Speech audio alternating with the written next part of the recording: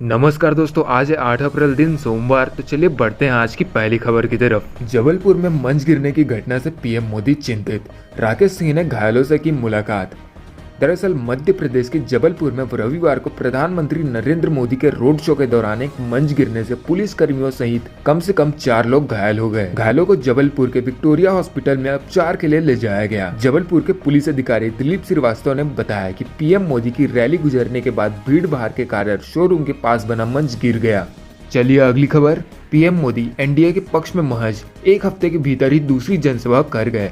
इधर महागठबंधन अभी भी प्रत्याशियों के चयन में ही उलझा है। बाहरियों की आवागमनी घर वालों को रास नहीं आ रही। पहले चरण का चुनाव प्रचार परवान चढ़ने लगा है, लेकिन महागठबंधन के किसी भी बड़े नेता की अब तक कोई चुनाव सभा नहीं हुई है।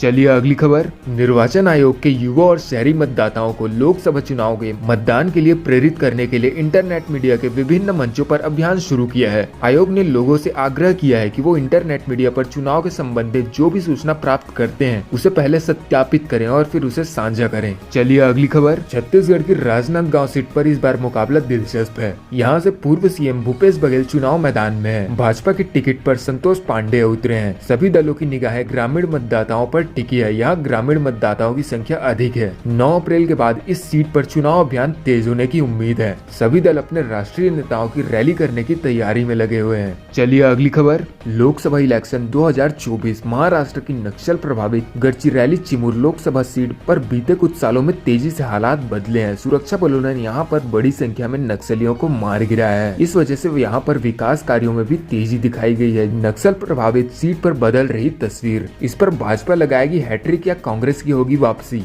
चलिए अगली खबर। भाजपा में बची हुई 12 लोकसभा सीटों को लेकर असमंजस बरकरार। कहीं विरोधी दल के पत्ते खुलने का इंतजार तो कहीं पर कोई दावेदार। भाजपा अब तक प्रदेश की 63 लोकसभा सीटों पर प्रत्याशी घोषित कर चुकी है। 5 सीटें उसने अपनी सहयोगी दलों के लिए छोड़ी है। पार्टी को अब बची हुई 12 सीटों के लिए उम्मीदवारों की घोषणा करनी है। बची हुई इन सीटों में कांग्रेस का गढ़ कही जाने वाली रायबरेली सीट पर भाजपा के लिए 1999 से सूखा रहा है। चलिए अगली खबर। लोकसभा इलेक्शन 2024। समाज के हर क्षेत्र में महिलाओं की हिस्सेदारी बढ़ी है। राजनीति में भी महिला सशक्तिकरण की दिशा में लगातार प्रगति हुई है।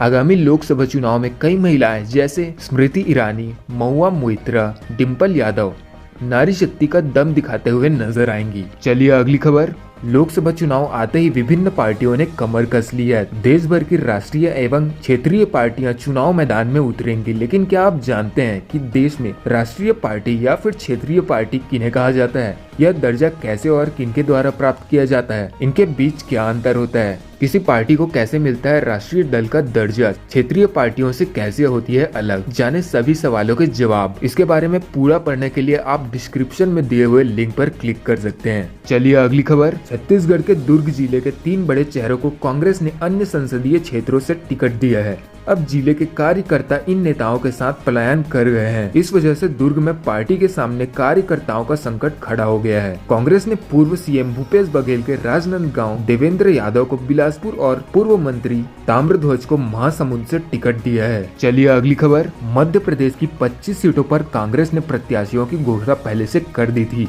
मगर पेच 3 लोकसभा सीटों पर फंसा था। अब पार्टी ने इन 3 सीटों पर उम्मीदवारों का ऐलान कर दिया है। मुरैना से सत्यपाल सिंह सिकरवार, ग्वालियर से प्रवीण पाठक और खंडवा लोकसभा सीट से नरेंद्र पटेल अपनी किस्मत आजमाएंगे। कांग्रेस 28 सीटों पर चुनाव लड़ रही है। 1 सीट सपा को दी है। तो दोस्तों आज के लिए बस इतना ही। ऐसे ही चुनाव संबंधित जरूरी समाचार जानने के लिए बने रहें हमारे चैनल पर और सब्सक्राइब करना ना भूलें।